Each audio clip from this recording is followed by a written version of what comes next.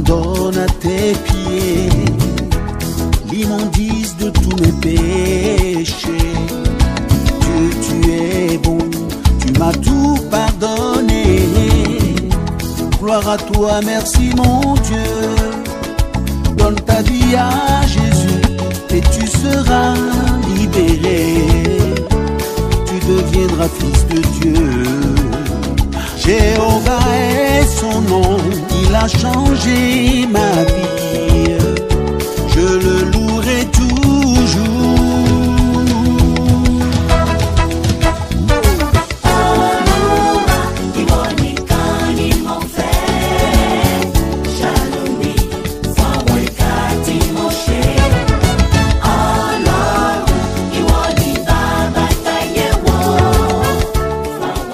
Mesdames et messieurs, nous sommes aujourd'hui le jeudi 29 avril 2021 pour notre émission Religieux Lumière du Saint-Esprit. Nous sommes dans les zones de la radio La Frontière avec notre cher invité, Monsieur Accordéon au point Michel, Monsieur Moa.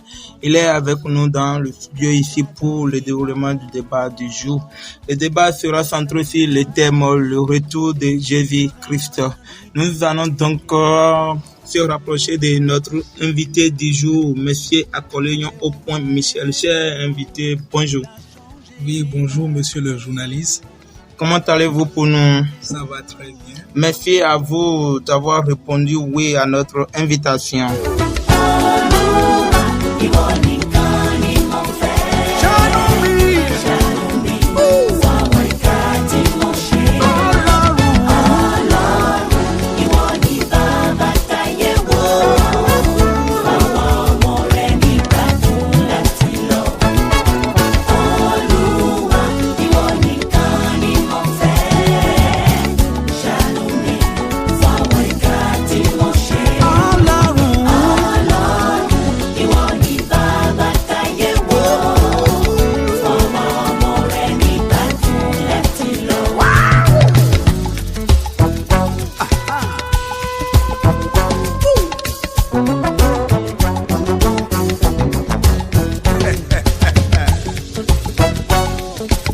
Ọlọ́run mi, ìwọ ni bàbá o, kò sẹ́nìkan jù ẹ́ lọ o. Ayé mi dọ̀wọ́ rẹ̀ Olúwa. Ìwọ ni bàbá. Olúwa, ayé mi dọ̀wọ́ rẹ̀ Olúwa. Ayé mi dọ̀wọ́ rẹ̀. Nous sommes avec vous juste pour développer le thème le retour de Jésus-Christ. Le retour de Jésus-Christ est aujourd'hui un événement que la majorité des croyants espèrent. Monsieur Moa, que dites-vous sur le retour de Jésus-Christ? Merci Monsieur le journaliste. Le retour de Jésus-Christ, c'est un événement que tous les croyants espèrent aujourd'hui. Mais j'aimerais vous dire que ce retour que nous espérons tous, ce retour n'aura pas lieu. Ah bon? Oui. Pourquoi dites-vous que Jésus ne reviendra pas, Monsieur Moa? Je dis que Jésus-Christ ne reviendra pas parce qu'il est déjà revenu. Ah bon, Jésus est revenu déjà selon vous? Oui. C'est intéressant vraiment. Quels sont donc les signes d'annonciateurs de cet événement dont vous parlez, Monsieur Moa?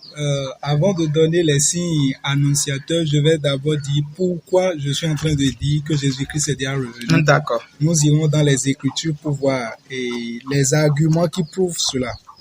Allons dans Matthieu chapitre 10, le verset 23. Matthieu chapitre 10, le verset 23. Ici, c'est Jésus-Christ qui est en train de parler à ses disciples. Et il dit, quand on vous persécutera dans une ville, fuyez dans une autre. Je vous le dis en vérité, vous n'aurez pas achevé de parcourir les villes d'Israël que le Fils de l'homme sera venu. Il dit à ses 12 disciples, pas à nous, à ses 12 disciples, que lorsqu'on va vous persécuter dans une ville, allez encore dans une autre ville. Vous n'aurez pas terminé de parcourir toute la ville d'Israël avant que le Fils de l'homme ne revienne. La question à se poser aujourd'hui, est-ce que les 12 disciples continuent de parcourir la ville d'Israël? Non. Cela voudra dire qu'avant la mort de tous, il est revenu avant leur mort. Il est revenu avant qu'ils ne parcourissent toute la ville d'Israël. Ça, c'est un premier argument. Le second, allons dans Matthieu 16. Matthieu 16, le verset 24 d'abord. La Bible dit, alors Jésus dit à ses disciples, Là, c'est Jésus-Christ qui est en train de parler à ses 12 disciples. Maintenant, allons dans le verset 27. Il dit, car le Fils de l'homme doit venir dans la gloire de son Père. Il parle de son second retour, avec ses anges. Et alors, il rendra à chacun selon ses œuvres. Il parle là de jugement. Maintenant, écoutez le verset 28 attentivement. Je vous le dis en vérité, quelques-uns de ceux qui sont ici ne mourront point. Il parle à ses 12 disciples. Il dit quelques-uns de ceux qui sont avec lui là ne mourront point, qu'ils n'aient vu le Fils de l'homme venir dans son règne. Mais la question à se poser, est-ce que les 12 disciples vivent jusqu'au 21e siècle? Ils sont tous déjà morts. Et si nous allons voir que Jésus-Christ ne peut pas mentir, cela voudra dire qu'avant la mort de ces 12 disciples, il est effectivement revenu. Merci beaucoup, cher invité, monsieur Moi. Nous avons écouté votre prestation avec attention. Mais laissez-moi vous dire une chose. Nous avions aussi lu dans la Bible, Matthieu 24, les signes annonciateurs du retour de Jésus-Christ. Et il a promis à ses disciples quand ils verront ces signes, c'est-à-dire que son retour est proche. Que dites-vous sur ces points? Merci beaucoup, monsieur le journaliste. Quand vous allez au niveau de Matthieu 24, regardez d'abord le verset 1. La Bible nous dit que comme Jésus s'en allait au sortir du temple, donc cela voudra dire que lui et ses disciples, ils étaient rentrés dans le temple de Jérusalem. Et à la sortie de ce temple, ses disciples s'approchaient pour lui en faire remarquer les constructions du temple, comment le temple a été construit. Écoutez ce que Jésus-Christ dit. Mais il leur dit, vous voyez tout cela, je vous le dis en vérité, il ne restera pas ici, pierre sur pierre, qui ne soit renversé. Cela voudra dire quoi? Que le temple que les disciples sont en train de voir là, ce temple sera détruit. Alors les disciples lui posent une question. Il s'assit sur la montagne des Oliviers et les disciples vinrent en particulier lui faire cette question. Dis-nous quand cela arrivera-t-il et quel sera le signe de ton avènement et de la fin du monde? Vous voyez dans le verset 1, la question, ce qui est question là, c'est le temple. Maintenant, les disciples lui posent 3 questions. On lui demande quand est-ce que cela aura lieu? Quand est-ce que le temple sera détruit? Quel est le signe de son avènement?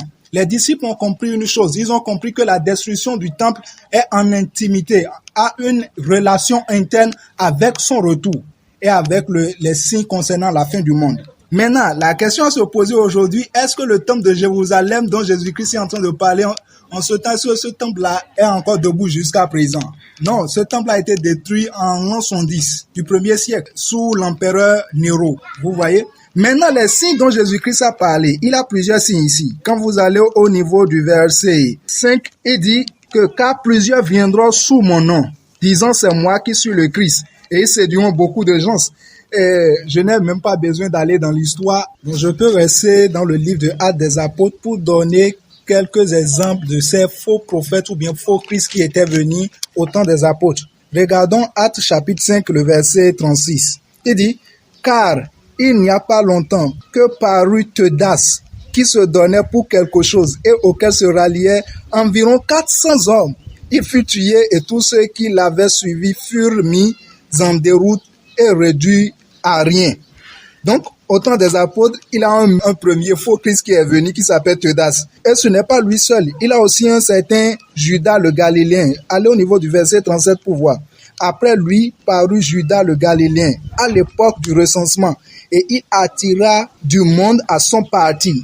Il périt aussi et tous ceux qui l'avaient suivi furent dispersés. On a aussi d'autres exemples. Par exemple, Simon le magicien et plusieurs d'autres personnes. Après ça, on a encore d'autres signes qui annoncent la venue du Messie. Après les faux prophètes, on a encore d'autres signes il s'agit des guerres et des bruits de guerre. Au 1er siècle, à partir de l'an 66 jusqu'en l'an 70, il y a eu plusieurs guerres entre les Romains et le peuple juif. Après ce signe annonciateur, la Bible dit au niveau du verset 7 qu'il aura des famines et le tremblement de terre. Quand vous lisez Actes chapitre 11, le verset 28, il a le prophète Agabus qui a prophétisé qu'il aura une grande famine sur toute la terre. Et cela s'est passé sous le règne du roi Claude. Cela s'est passé, vous voyez. Maintenant, après ça, il a aussi la persécution. Avant de parler de la persécution, nous avons le tremblement de terre.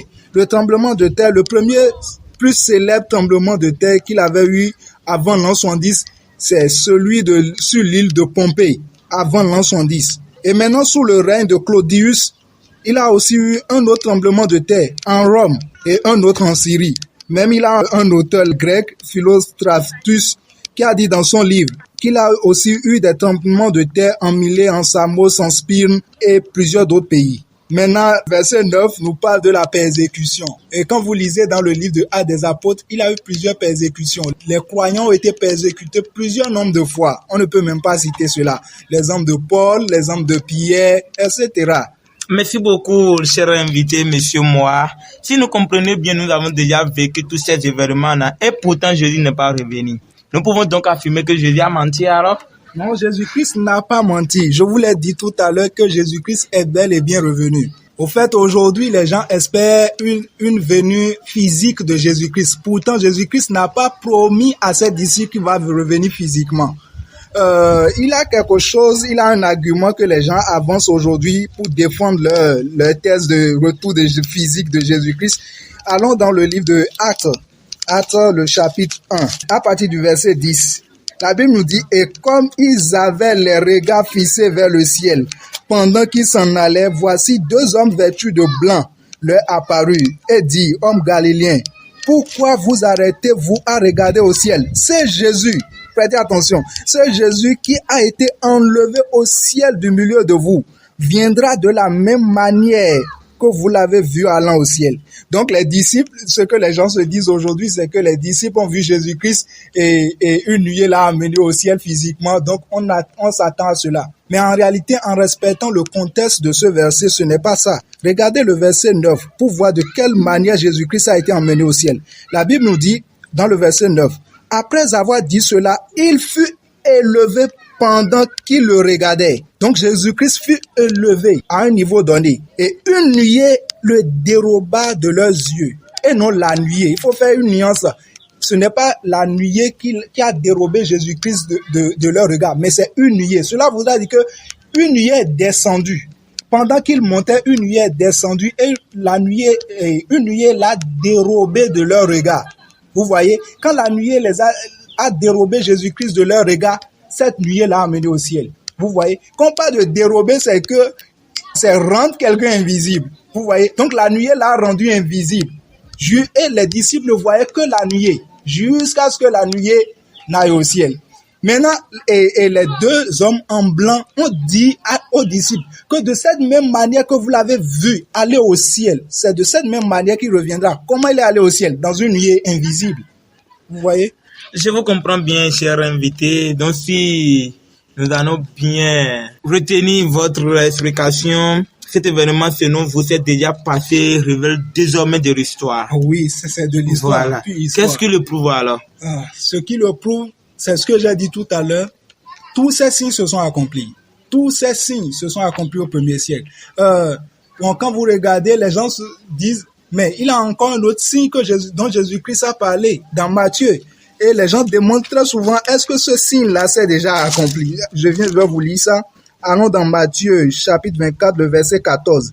Jésus-Christ a dit, cette bonne nouvelle du royaume sera prêchée dans le monde entier pour servir de témoignage à toutes les nations. Alors viendra la fin. Maintenant, est-ce que la bonne nouvelle que nous attendons, est-ce que cette bonne nouvelle a été prêchée à toute la création au temps des apôtres? Oui, bien sûr. Quand vous allez au niveau du livre de Romains, au niveau du livre de Colossiens, Paul a remercié Dieu que la bonne nouvelle a été prêchée à toute la création sous le ciel. Donc pourquoi aujourd'hui nous espérons encore ce qui s'est déjà passé, ce qui révèle déjà de l'histoire? Merci beaucoup, monsieur Moa, pour vos explications. La résurrection des morts est née aussi des signes annonciateurs de son retour. Oui, bien sûr. Dites-nous si cet événement aussi a déjà eu lieu. Cet événement a déjà eu lieu. Cet événement a réellement déjà eu lieu. Parce que quand on parle de la résurrection des morts, les gens s'attendent à une résurrection physique. À une résurrection physique, les morts, nos grands-parents qui sont déjà morts depuis 400 ans, vont commencer par sortir du sol comme des zombies. Non, il ne s'agit pas de cela. La Bible nous dit quelque chose dans le livre de Romains, chapitre 6, le verset 5. On va lire ça ensemble. Romains chapitre 6, le verset 5. Il dit quelque chose. Il dit, en effet, si nous sommes devenus une même plante avec lui par la conformité à sa mort. C'est l'apôtre Paul qui est en train de parler là. Il dit, si nous sommes devenus une même plante avec Jésus-Christ en la conformité en sa mort, Donc c'est un fait qui s'est déjà accompli. Nous sommes une même plante avec lui en la conformité de sa mort. Écoutez le temps verbal qui a été utilisé dans la suite. Nous le serons aussi par la conformité à sa résurrection. Dans un premier temps, il a conjugué le verbe au présent. Il a dit que nous sommes une même plante avec lui en la conformité à sa mort. Mais quand il veut parler de la résurrection, il a mis ça dans le futur. Ça, c'est au 1er siècle, avant l'an 70. Vous voyez? Maintenant, la question à se poser, comment nous sommes tous morts avec Christ? Est-ce que nous sommes morts physiquement sur la croix avec Jésus-Christ? Non, nous ne sommes pas morts physiquement sur la croix avec Jésus-Christ. Nous sommes morts spirituellement sur la croix avec Jésus-Christ. Et c'est de cette même manière, nous ne pouvons pas être morts spirituellement et les gens vont espérer une résurrection physique. C'est de la même manière que nous sommes morts spirituellement, c'est de cette même manière que nous serons ressuscités spirituellement. Vous voyez? Donc là, il s'agit de la résurrection spirituelle. Maintenant, je vais vous amener quelque part d'autre pour vous montrer que la résurrection des morts ne concerne pas le 21e siècle. Ça ne nous concerne pas aujourd'hui. Allons dans le livre de Thessaloniciens chapitre 4, à partir du verset 13. Il dit, nous ne voulons pas, frères, que vous soyez dans l'ignorance au sujet de ceux qui dorment, afin que vous ne vous affligiez pas comme les autres qui n'ont point d'espérance. Le verset 14 maintenant. Car si nous croyons que Jésus-Christ est mort et qu'il est ressuscité, croyons aussi que Dieu ramènera pas Jésus et avec lui ceux qui sont morts. Maintenant, écoutez le verset 15 attentivement. Voici, en effet, ce que nous vous déclarons d'après la parole du Seigneur. C'est Paul qui est en train de parler aux Thessaloniciens du 1er siècle, avant l'an 70. Pas à nous, directement. Mais il avait un peuple, un auditeur à qui il adressait son message. Et voici ce qu'il leur dit. Nous les vivants, nous, Paul s'inclut dedans, nous les vivants restés pour l'avènement du Seigneur, nous ne dévancerons pas ceux qui sont morts. Merci beaucoup, Monsieur Moa, pour toutes vos explications. Maintenant, nous allons revenir sur notre toute dernière question. Que dites-vous alors de la tribulation de Jésus-Christ? La tribulation, quand on parle de la tribulation, vous voyez, c'est Jésus-Christ qui a parlé de ça. Il a dit à ses disciples qu'il aura des tribulations avant son retour. Mais je vous l'ai dit tout à l'heure, quand vous regardez dans le livre de Actes des Apôtres, il a eu plusieurs tribulations. Les Juifs ont persécuté les croyants. Ils ont persécuté Pierre, ils l'ont emprisonné. Ils ont tué même d'autres personnes.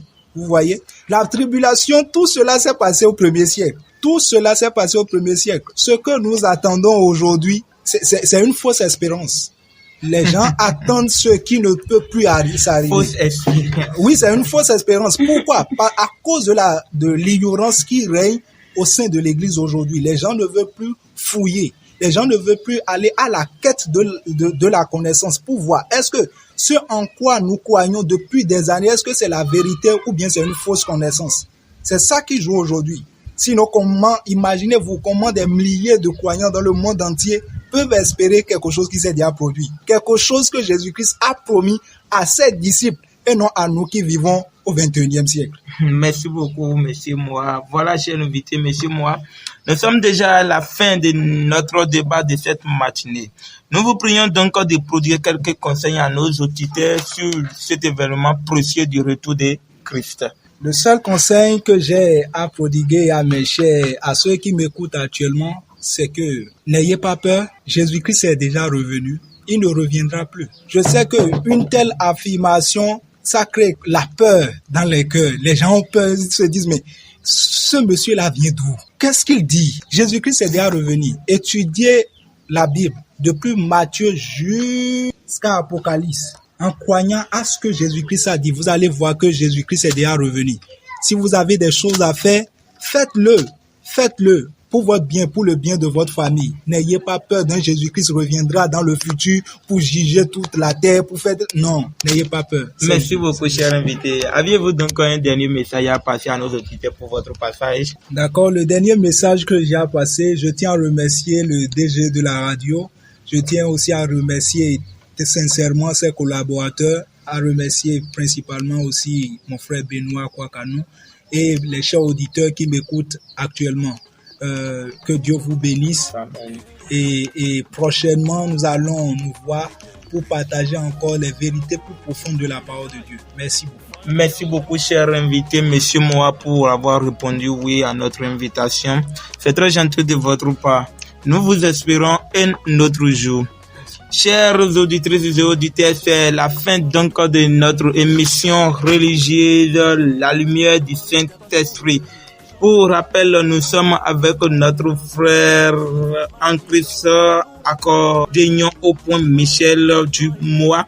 C'est lui qui vient de nous prêcher la parole de Dieu sur le thème le retour de Jésus-Christ. Nous vous remercions beaucoup pour votre attention prêtée à notre prestation. Merci à vous et à bientôt. Sweet, sweet, sweet, sweet in love. Holy, holy, holy, holy in love. Lovely, lovely, lovely. Sweet, sweet, sweet, sweet in love. CIA, je profite de ce souffle de vie que tu m'as donné pour te célébrer, pour te magnifier, Jésus, pour t'exalter, pour te glorifier, Yahweh. Aïe, aïe, aïe. Nous retiens ce roi d'Ogbès en Dieu, mais j'ai rappelé. Moi, il te doit être Dieu. On retiens au père. Quand on doit d'appeler nous, il y a ni wa du père. Ni ma casse d'eau, oui, on y a sous à boire du père. Nous nous réaclou, non, tu dors. Nous n'en c'est dans ta main.